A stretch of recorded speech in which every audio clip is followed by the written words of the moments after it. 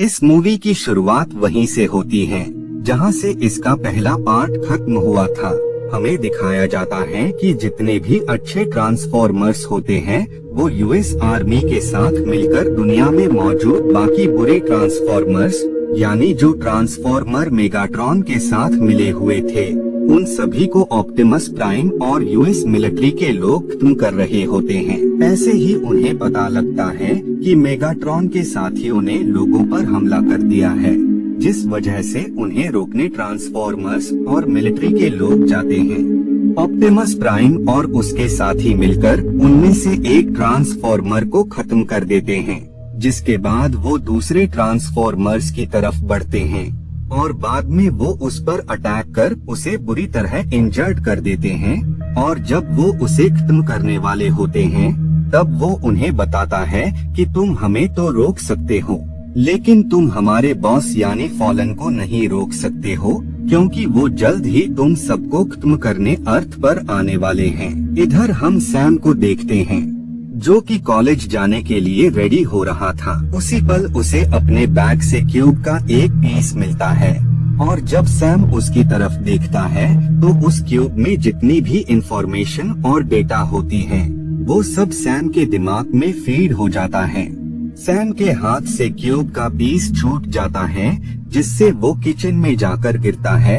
उस क्यूब के टुकड़े की वजह से किचन में जितने भी इलेक्ट्रॉनिक डिवाइसेस होते हैं उन सब में जान आ जाती है और वो डिवाइसेस सैम और उसके पेरेंट्स पर अटैक कर देते हैं। उसी दौरान वहाँ पर बम्बल उन्हें प्रोटेक्ट करने आ जाता है और वो जल्द ही उन सारे मशीन्स को खत्म कर देता है।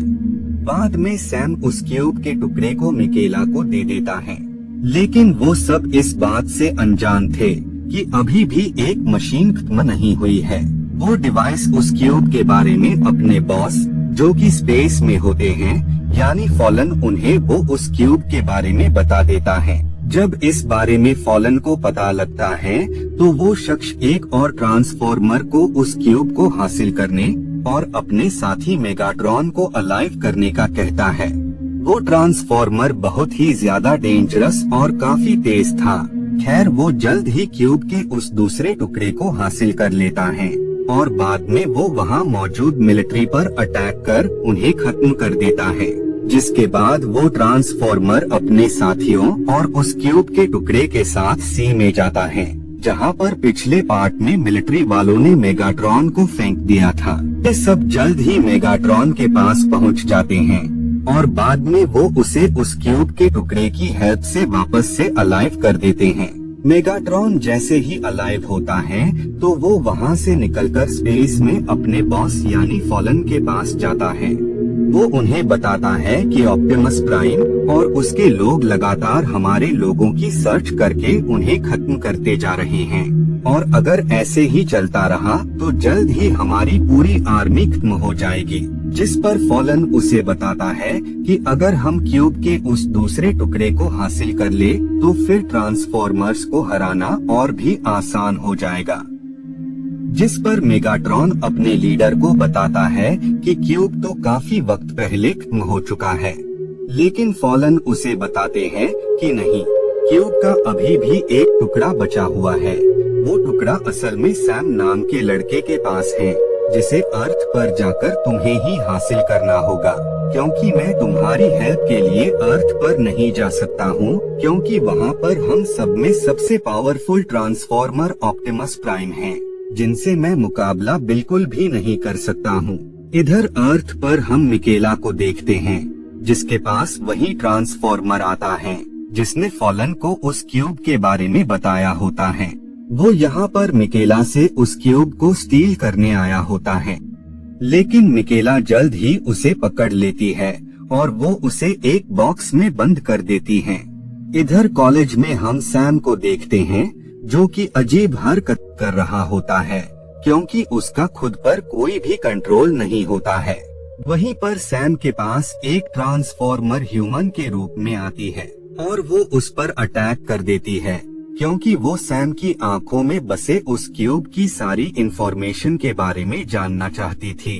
लेकिन इससे पहले वो सैम को कोई नुकसान पहुंचाती, उससे पहले ही वहां मिकेला आ जाती है और वो अब दोनों ही उस ट्रांसफॉर्मर से खुद को सेव करने की कोशिश कर रहे होते हैं और काफी कोशिशों के बाद फाइनली वो उसे खत्म कर देते हैं।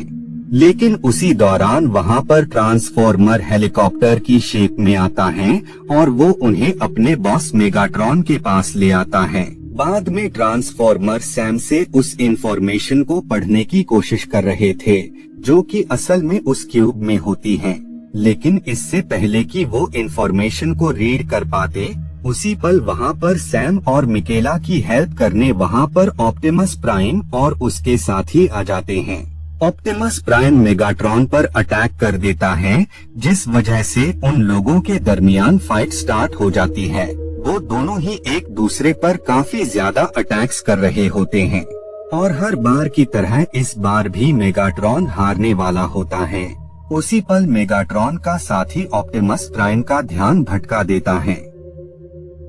ये देखकर मेगाट्रॉन पीछे से उस पर अटैक करता है और वो ऑप्टिमस प्राइम को खत्म कर देता है, लेकिन इसके बावजूद भी उन सबको वहाँ से भागना पड़ता है क्योंकि वहाँ पर ऑप्टिमस प्राइम के सभी साथी ट्रांसफॉर्मर्स आ गए होते हैं। इधर स्पेस में फॉलन ये देखकर काफी खुश हो जाता है और वो अब अपने साथियों के साथ अर्थ पर आने लगता है क्योंकि उसे हराने वाला बस एक ही शख्स था और वो था ऑप्टिमस प्राइम जो कि अब नहीं रहा। मेगाट्रॉन का बॉस यानी फॉलन अर्थ पर आकर अपने साथियों के साथ तबाही मचाने लगता है।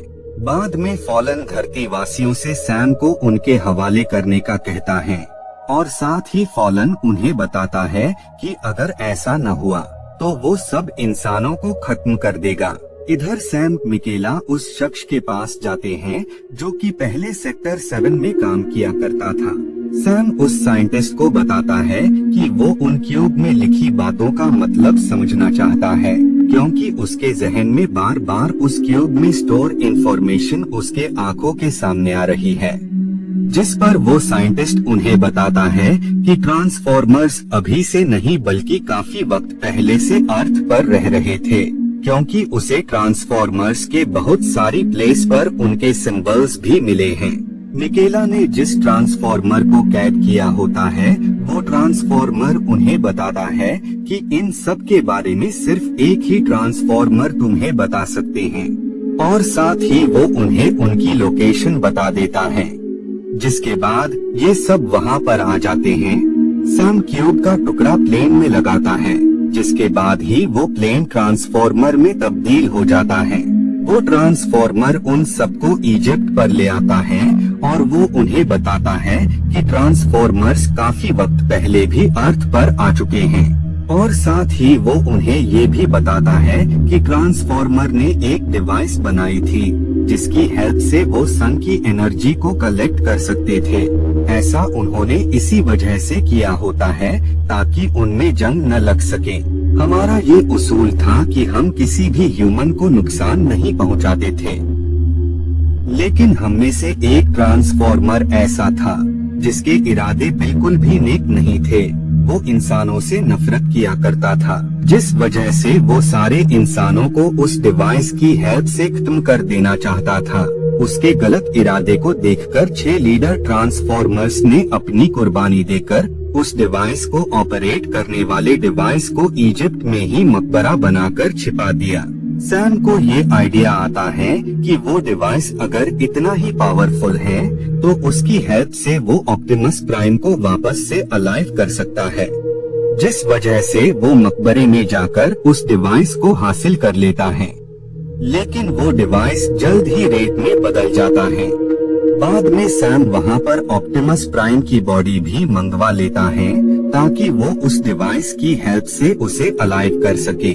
उसी पल ही वहाँ मेगाट्रॉन फॉलन आ जाते हैं जो कि सैम से उस डिवाइस को हासिल करने आए होते हैं। बाद में मेगाट्रॉन और बाकी ट्रांसफॉर्मर्स आपस में जुड़ जाते हैं और वो बहुत ही बड़े ट्रांसफॉर्मर में तब्दील हो जाते हैं। बाद में वो इजिप्ट में दफन उस मशीन को ढूंढने लगते हैं। इधर मेगाट्रॉन के लोग उस पर अटैक कर देते हैं जिस वजह से वो उस हमले में मर जाता है। सैम को ख्वाब में ट्रांसफॉर्मर्स के लीडर नजर आते हैं, जो कि उसे बताते हैं कि इस डिवाइस को ढूंढा नहीं जाता बल्कि इसे कमाया जाता है, और तुमने हम ट्रांसफॉर्मर्स के लिए अपनी कुर्बानी दी है, इसीलिए हम तुम्हें वापस से अलाइव करते हैं। सैम के जागने के साथ ही वो रेत भी डिवाइस में तब्दील हो जाती है। बाद में सैम उस डिवाइस को ऑप्टिमस प्राइम की बॉडी में डाल देता है, जिसके बाद ही लीडर अलाइव हो जाते हैं। लेकिन अभी भी वो काफी वीक थे और वो किसी भी हाल में फॉलन का मुकाबला नहीं कर सकते थे।